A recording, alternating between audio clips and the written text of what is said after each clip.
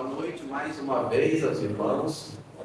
Convido os irmãos a abrirem suas Bíblias para a primeira carta aos Tessalonicenses, na qual nós estamos estudando. Primeira carta aos Tessalonicenses. Na semana retrasada, quando nós estávamos expondo os primeiros versículos do capítulo 1, nós conseguimos observar, e aí nós estávamos vendo o perfil de uma igreja ideal. E dentro do assunto de um perfil da igreja ideal, nós vimos que do versículo 1 até o versículo 4, nós observamos que Paulo diz que aquele povo, aquela igreja, era um povo eleito. E aí a gente pôde observar que quando Paulo fala sobre esse assunto de eleição, ele nos mostra que a salvação das nossas vidas, ela começa em Deus. Ele também mostra que a salvação envolve também o amor de Deus para conosco. Nos mostra também que a salvação vem pelo meio da fé, de você crer no Senhor Jesus Cristo.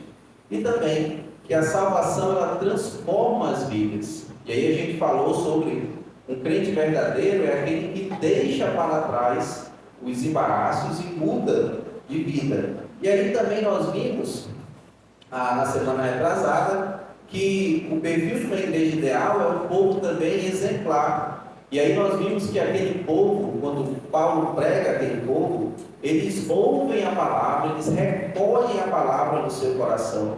Eles também começam a seguirem os seus líderes espirituais, eles começam a imitar a Paulo, a imitar o Senhor Jesus Cristo. E aí, por conta disso, eles começaram também a sofrer pelo nome do Senhor Jesus Cristo. E Paulo mostra aí que muitos que um dia aceitarão o Senhor Jesus Cristo, ou que já aceitaram o Senhor Jesus Cristo, irão também sofrer por Cristo.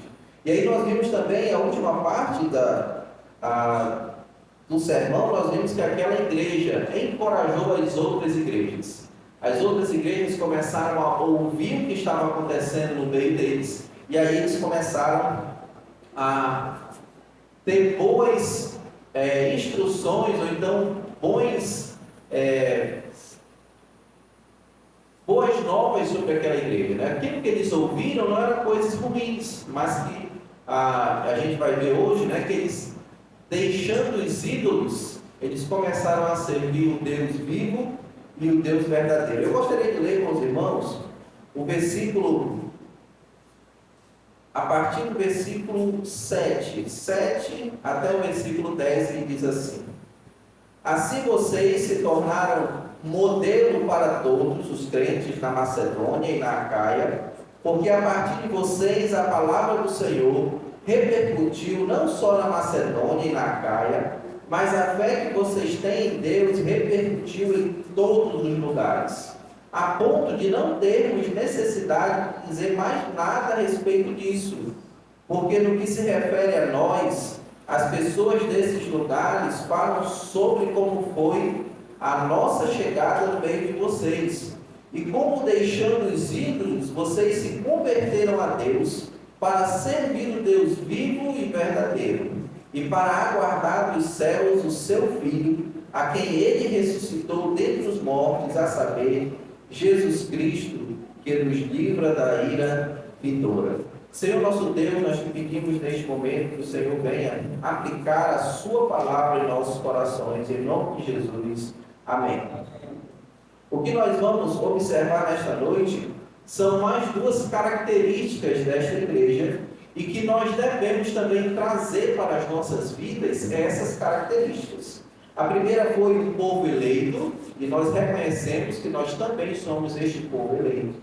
Nós vimos também o povo exemplar, no qual nós devemos também termos bons exemplos como os Tessalonicenses. E agora nós vamos ver que este povo, no versículo 8, era um povo entusiasmado. nós conseguimos observar no que Paulo escreve a respeito dele, daquilo que Timóteo traz aos seus ouvidos de informação, que os Tessalonicenses tinham uma fé operosa, e eles tinham também um amor abnegado, e mostravam isso uns para com os outros, e também para com aqueles que ainda não conheciam a palavra do Senhor. Esta igreja tinha sido uma igreja que tinha tido um crescimento muito grande, ao ponto de que, quando eles começam a ver aquilo, acontece também uma grande perseguição. Mas mesmo com uma perseguição, Paulo usa a palavra como se fosse o evangelho soado como uma trombeta. Eles tinham algo a anunciar, e isso que eles anunciavam era as boas novas da salvação. Em 1 Coríntios, capítulo 14, versículo 8, Paulo fala sobre que o soldado, quando ele ouve a trombeta, ele já sabe que ele está sendo chamado para a guerra. E isso foi o que aconteceu aos Tessalonicenses. Quando Paulo prega, aqueles reconhecem a voz, os eleitos de Deus reconhecem a voz do Senhor como ressoar de trombeta e entram nessas fileiras de grandes lutas e batalhas, ao ponto de até serem presos. A Bíblia relata sobre Jason, um homem que foi preso e que teve que pagar uma multa, para que pudesse sair da prisão. Então, nós vemos um povo que, mesmo com as perseguições, era um povo entusiasmado, era um povo que levava a palavra de Deus aos outros lugares, era um povo que o seu exemplo como crentes era tão bom, ao ponto de que todas as cidades circunvizinhas falavam coisas boas a respeito deles. E aí, quando a gente começa a observar tudo isso na igreja, no berço da igreja dos Tessalonicenses, nós devemos olhar para as nossas igrejas. Nós devemos olhar para como tem sido o exemplo da nossa igreja, como tem sido o testemunho das nossas igrejas. Será que o povo que tem observado e olhado para nós pode falar coisas boas ao nosso respeito? Ou eles vão dizer que nós somos parecidos com ele? Ou vão dizer que nós somos até piores do que eles? Aquela igreja nos ensina, a igreja dos Tessalonicenses, que nós devemos ter um bom e um grande exemplo. Mas este povo entusiasmado, ele levava as outras pessoas a crerem no Senhor Jesus Cristo. Há um dado de alguns anos atrás que diz que 70% a 80% do crescimento da igreja é resultado de testemunho de amigos e parentes. Então, nesse dado, diz que as pessoas que têm se convertido ao Senhor, a maioria delas são parentes de alguém que já era crente, ou amigos de alguém que já era crente, porque eles começam a observar a vida deles, e aí, pelo exemplo que ele tem dado, eles têm ido à igreja. Eu não estou dizendo que a entrega de folheto, que o convite, a visita, isso não vai trazer um crescimento, vai. Mas o que mais chama a atenção de um descrente é o nosso entusiasmo. Como é que você tem vindo para a igreja? Será que você tem vindo para a igreja porque você precisa vir, porque é a última escolha que você tem a fazer? Será que você é daquele que acorda 7h50 para poder estar aqui 8 horas na escola dominical? Ou será que você é aquele que começa a se arrumar 6h40, 18h40 para chegar às 7 na hora do culto? Será que você ainda tem aquele entusiasmo que você teve de quando você reconheceu o Senhor como seu Salvador? Eu lembro que eu cresci ouvindo muitas pessoas dizerem assim: você deve aproveitar o novo convertido, enquanto ele ainda tem aquele entusiasmo. Então, vamos usar os novos convertidos. Mas o real, o que deve acontecer em nossas vidas é que esse entusiasmo deve fazer parte de toda a nossa vida cristã. Porque nós fomos um povo eleito pelo Senhor. A Bíblia diz que Deus preparou as boas obras para que nós pudéssemos andar nela como exemplos. E que esse entusiasmo ele deve ser real. A Bíblia diz em Atos capítulo 1, versículo 8, que nós, quando recebemos o Espírito Santo do Senhor, nós recebemos o poder de sermos suas testemunhas. Será que você tem sido uma testemunha exemplar do Senhor Jesus Cristo? Será que a repercussão, e se as outras pessoas fossem olhar para a sua vida e poder assim traçar, como Timóteo foi dizer a Paulo, como está sendo a igreja dos Tessalonicenses, será que as pessoas falariam coisas boas de nós? Você deve reconhecer isso, você deve saber isso. A Bíblia nos instrui que nós devemos viver uma vida de entusiasmo para com o Senhor. E nós devemos ter esse entusiasmo porque nós temos uma real experiência com o Senhor Jesus Cristo. Se você é um crente verdadeiro, você já teve uma experiência com o Senhor Jesus Cristo. A primeira coisa que acontece quando alguém recebe o Senhor no seu coração é que as coisas velhas ficam para trás.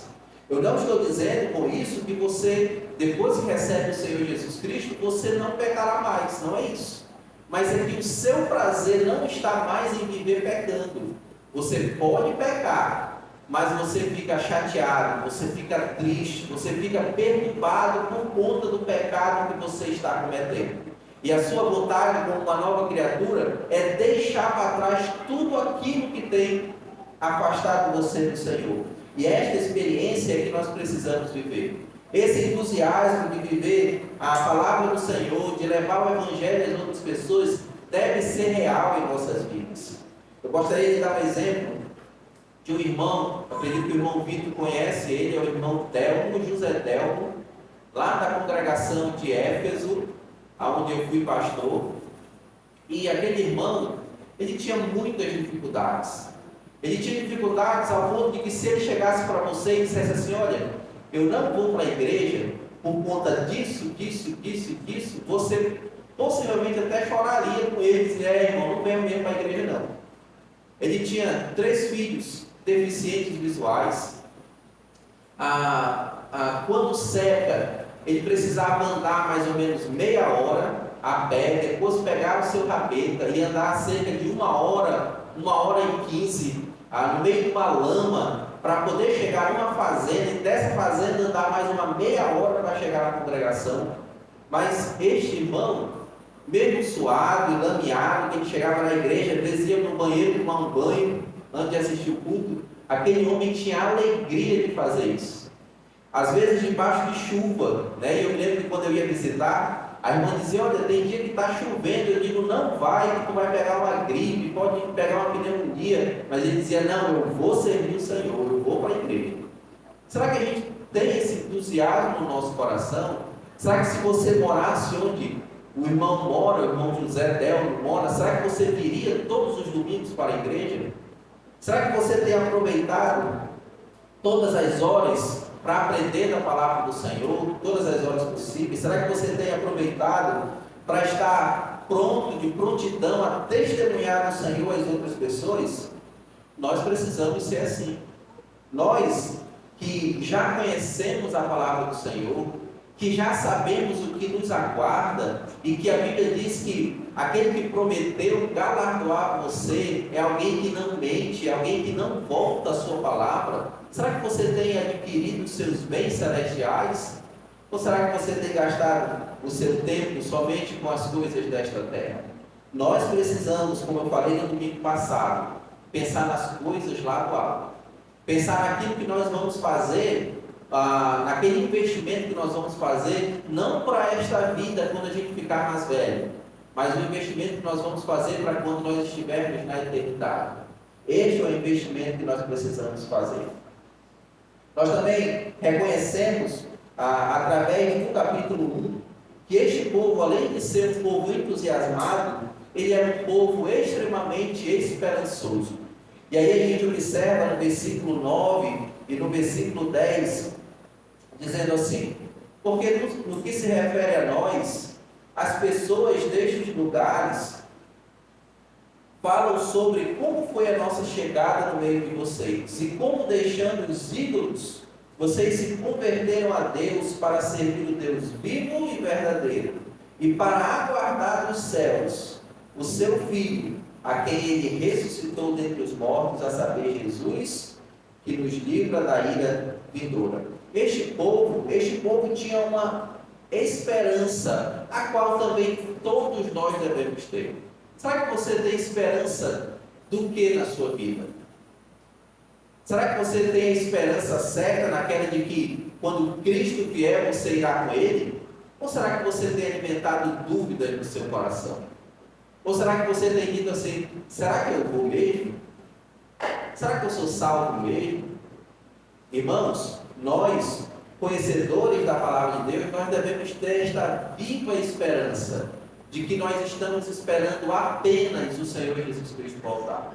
A única coisa que está faltando para o cumprimento da palavra do Senhor, para o retorno do cumprimento da palavra, é o arrebatamento da igreja. Só isso que está faltando. Não precisa de mais um outro sinal. O sinal que a igreja aguarda é o arrebatamento da igreja. E aí eu quero perguntar para você, você está preparado para o arrebatamento da igreja? Você está preparado para, se Cristo voltar hoje, você partir com o Senhor? Ou você está preparado ou se preparando para passar a grande tribulação aqui nesta terra? Eu não preciso falar o que vai acontecer na grande tribulação, porque você já deve imaginar o que esta palavra diz. E como crente, você já deve também conhecer o que vai acontecer neste período. Num período em que a Bíblia nos deixa claro que somente os servos do Senhor não participarão disso. Todos aqueles que vivem até no meio da igreja, descontentes, temerosos, que não têm o verdadeiro Espírito Santo no seu coração, todos esses vão participar deste período. E aí eu quero dizer para você que você precisa entregar o seu coração verdadeiramente ao Senhor. Você precisa deixar todo aquele pecado que você vem cometendo e se firmar nesta grande esperança de que todos aqueles que foram lavados pelo sangue do Senhor, um dia irão estar com Ele no arrebatamento da igreja. A Bíblia diz que muitos, no dia do juízo, vão falar coisas como esta: mas eu não era teu filho, eu não ia para a igreja, eu não expelia até demônios e não fazia milagres. O que o Senhor vai responder a eles? Apartai-vos de mim, malditos, porque eu nunca os conheci. Então, irmãos, nós precisamos entender que essas características que estavam dentro da igreja dos Tessalonicenses, ela deve ser real em nossa igreja. Porque se isso não está sendo real, nós precisamos ver o que nós estamos falhando, em que nós estamos falhando. Porque essas características mostram a igreja que deve ser uma igreja padrão do povo do Senhor Jesus Cristo. A firmeza da esperança daquele povo, daquela igreja, eles estavam aguardando a volta do Senhor. Paulo, nos versículos 8, 9 e 10, ele relaciona a segunda vinda do Senhor Jesus Cristo com a nossa salvação. Ele diz, olha, como nós somos salvos, nós estamos apenas aguardando o Senhor. E isto é uma realidade para nós. Todos aqueles que são salvos, eles devem esperar, não com uma esperança fria, mas com uma esperança verdadeira, a volta do Senhor Jesus Cristo. Paulo diz que isso pode ser a qualquer momento. E por ser em qualquer momento, é que a gente deve ter uma esperança ainda maior.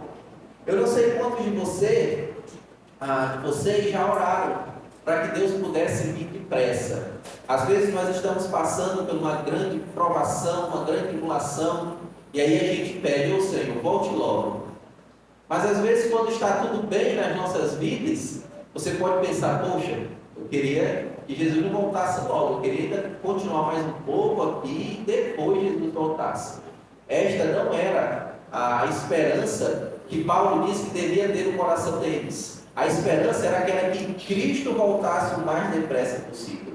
E Paulo, em seus outros escritos, diz que não existe coisa melhor para nós do que nós estarmos próximos ao Senhor Jesus Cristo, que nós já estamos com Ele na glória.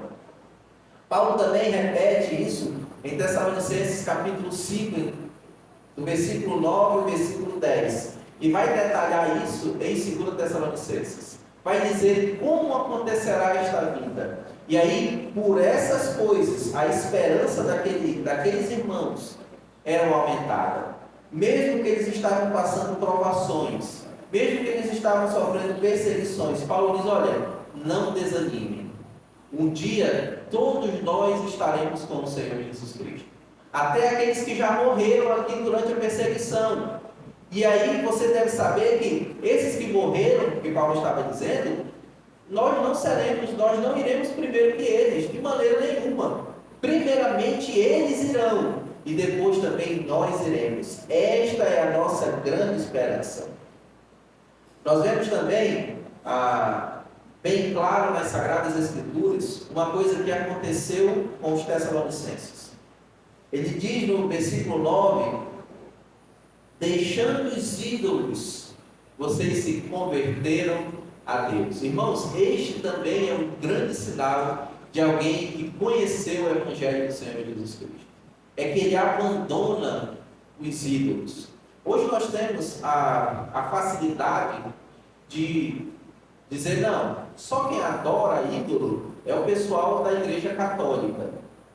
Mas a gente, nas nossas clarenadas que nós estudamos, que ídolos não é apenas uma imagem, mas tudo aquilo que tira a sua atenção, que tira a sua devoção daquilo que você deve adorar, que é o Senhor nosso Deus, né? Os ídolos do coração. Mas os ídolos que é mencionado aqui, que eles deixaram, eram ídolos mesmo, né? Eram ídolos pagãos que eles adoravam, e eles se convertem a isso.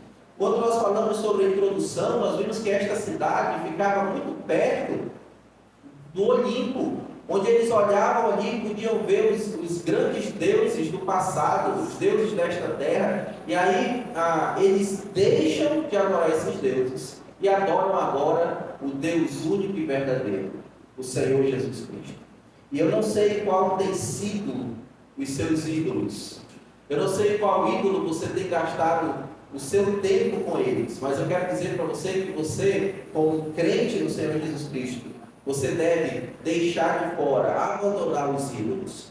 A palavra de Deus, no Salmo de número 115, fala sobre essa questão de ídolos. E aí, se você tem a oportunidade de abrir a sua Bíblia, abra a sua Bíblia para a gente estar lendo do versículo 1, eu acredito mais ou menos até o versículo 8.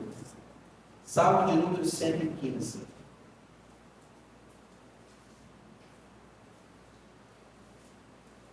A partir do versículo 4, diz assim: os ídolos das nações são prata e ouro, obra de mãos humanas. Tem boca e não falam, tem olhos e não veem, tem ouvidos e não ouvem, tem nariz e não cheiram, tem mãos e não apalpam, tem pés e não andam, som nenhum lhe sai da sua garganta. Tornem-se semelhantes a eles os que fazem, e todos os que neles confiam. Nós lemos ontem na Sociedade Masculina, Isaías capítulo 40. E aí, Isaías capítulo 40, dá a noção de que aqueles que tinham um pouco mais de aquisição faziam os seus ídolos com ourive, né? Fazendo de prata ou de ouro. Aquele que não tinha muitas condições, pegava uma madeira de lei e mandava fazer os seus ídolos para que não se deteriorasse logo, né? Pegava uma madeira boa. Mas eles nada podiam fazer. Estes homens, os Tessalonicenses, eram homens sem esperança. Por mais que as suas esperanças fossem depositadas em um Deus nulo, em um Deus que não existe, mesmo assim, por mais fé que ele tivesse naquilo, nada poderia fazer. A salvação das suas almas nunca poderiam ser satisfeitas por aqueles deuses. Mas quando eles deixam os ídolos e se convertem ao Senhor, eles mudam isso. Agora eles são homens e mulheres esperançosos e estão esperando o Deus vivo e o Deus verdadeiro. Nós conseguimos, irmãos, observar que Paulo queria nos mostrar neste relato que nós devemos aguardar a vinda do nosso Senhor com paciência, confiança e expectativa. Nós precisamos, como igreja de Cristo, quando nós estamos tomando a ceia do Senhor, nós estamos ali dizendo e reconhecendo que nós estamos esperando a sua vinda. O Senhor Jesus mandou a gente fazer aquela cerimônia até quando? Até a sua vinda. E todas as vezes que nós comemos o pão e bebemos o cálice, nós estamos anunciando que Cristo está às portas, que Cristo está para vir nos buscar. Quando nós olhamos para o Novo Testamento, nós vemos grandes sinais que motivam esta nossa esperança. Em Romanos capítulo 8, versículo 23 a 25, Paulo diz que nós estamos aguardando a redenção do nosso corpo. Este corpo mortal de pecado, este corpo que é corruptível, a Bíblia diz, Paulo diz que um dia a incorruptibilidade fará parte do nosso corpo. O nosso corpo será transformado. E isso nós estamos aguardando. Paulo também fala em Gálatas 5:5 que nós estamos esperando a justiça do nosso Senhor. Que um dia o Senhor Jesus Cristo nos levará para exercer justiça. Em Filipenses capítulo 3, Paulo também diz que nós estamos esperando o Senhor Jesus Cristo para nós estarmos ganhando um novo corpo. Não um novo corpo no sentido de que nós teremos um outro corpo, mas é que o nosso corpo será renovado, será transformado. João também mostra na sua primeira carta, no capítulo 3, que nós estamos esperando sermos como o Senhor Jesus Cristo. Ele diz, olha, um dia nós seremos como Ele é. João também no seu Evangelho, no capítulo 14, diz que nós estamos esperando sermos levados para o lar que Ele mesmo foi preparado. Em Romanos 14, versículo 10 a 12, diz que nós também estamos esperando uma recompensa pelas nossas obras aqui nesta terra. Irmãos, isso deve alimentar a esperança dos nossos corações. Isso deve até entusiasmar a nossa vida ao ponto de nós estarmos levando o Evangelho às outras pessoas. Sabendo que se eles não ouvirem a voz do Senhor, eles não poderão ser salvos. E aí eu pergunto a você, o que você tem feito em relação a isso? Será que você tem se contentado em somente dar uma oferta para o departamento de missões, para que envie o dinheiro ao missionário que está fazendo isso? Aquela igreja traz as características de uma igreja que todos eles, além de receberem a palavra, como receberam a palavra trazida por Paulo, eles transmitiam a palavra aos outros, ao ponto de eles dizerem, olha, nós temos visto a boa fama daquela igreja. E eu peço a você, e eu digo a você, vamos ganhar almas ao Senhor Jesus Cristo. Vamos alargar os reinos dos céus neste lugar onde nós estamos. Nós precisamos fazer muito mais do que nós estamos fazendo. Nós começamos com uma pequena ação ontem, pregar os folhetos numa avenida. E nós podemos fazer isso semanalmente. Nós podemos fazer ainda muito mais. Chamar os nossos amigos que não conhecem o Senhor. Chamar os nossos parentes que não conhecem o Senhor.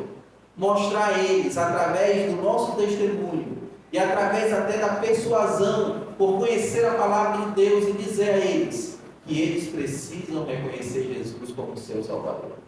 E nesta noite eu quero deixar claro na mente dos irmãos que os Tessalonicenses eram um povo exemplar. E eu peço aos irmãos que leiam esta carta e vejam tudo aquilo que você está fazendo, que está distante daquilo que aquela igreja fazia, e comece a cumprir aquilo que a palavra de Deus nos manda.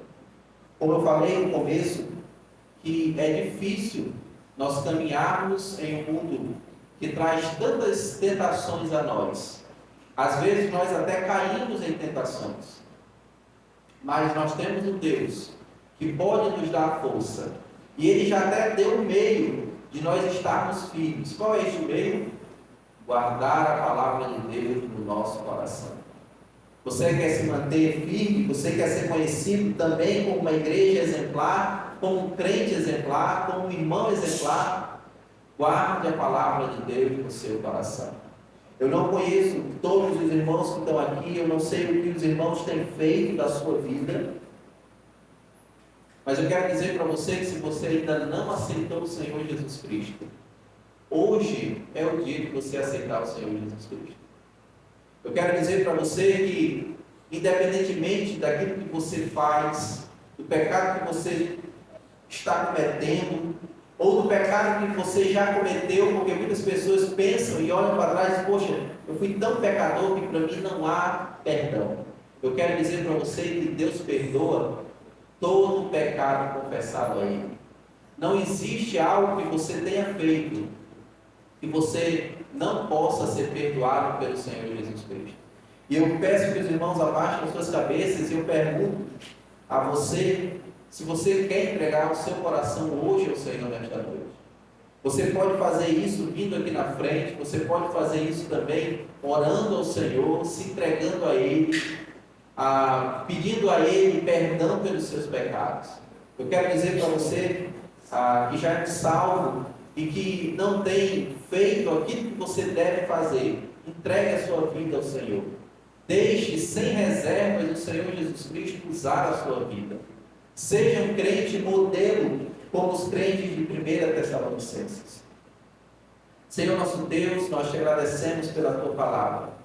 Nós te agradecemos porque o Senhor nos deixou um exemplo a ser seguido. O Senhor também nos deixou instruções exatas do que nós devemos fazer e do que nós devemos ser. Que o Senhor possa usar todos os que estão nesta noite para sermos soldados, atletas, vigilantes, para que nós possamos estar levando, Senhor, a tua palavra aos corações dos perdidos. Que o Senhor possa nos usar, que a nossa fama possa ser parecida com a fama da igreja dos Tessalonicenses. Que o Senhor nos use. Em nome do Senhor Jesus. Amém.